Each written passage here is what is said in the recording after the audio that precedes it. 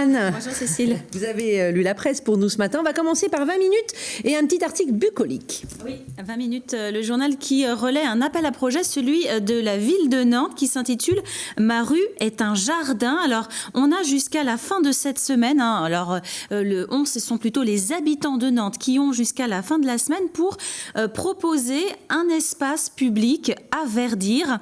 Alors, 110 projets vont être retenus par la ville de Nantes. En fait, l'idée, c'est devant chez soi, par exemple, on s'aperçoit que le bout de la rue n'est pas très fleuri ou que le rond-point à côté pourrait avoir un petit buisson ou un arbre de plus. Alors, on donne l'idée à la ville de Nantes. Si le projet est retenu, eh bien, c'est le service des espaces verts qui fera les plantations et puis qui entretiendra le petit coin de verdure. Le but, c'est de rendre Nantes plus verte. Ouest France, avec un article sur un fait divers qui finit bien. Oui, alors c'est un fait divers du côté de Ligné. En fait, l'histoire, c'est un petit garçon qui a disparu de chez sa grand-mère qui le gardait. L'enfant a 3 ans, il y a un étang derrière la maison, donc la mamie est paniquée, elle donne l'alerte. Et la police d'Ancenis est déployée très rapidement avec de gros moyens. En fait, une demi-heure après, on a retrouvé le petit. Il était chez mamie, il s'était endormi sous le lit parce qu'en fait, il jouait à cache-cache, tout simplement. Donc, heureusement, une bonne fin. Frayeur. Voilà.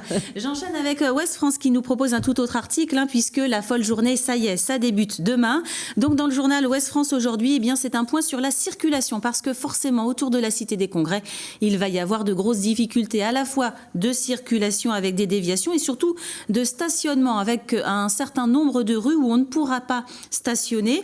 Il y a même aussi des difficultés pour les cars qui vont devoir déposer du monde, qui seront autorisés seulement dans certaines rues et pas dans d'autres.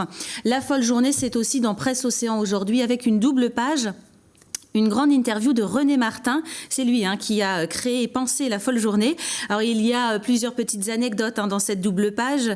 On apprend que René Martin est tout de même un petit peu inquiet pour certains retards d'avion parce qu'il y a des musiciens qui viennent de toute la planète, notamment des zones où les aéroports pourraient être sous la neige. Si les avions partent pas, il y a des retards.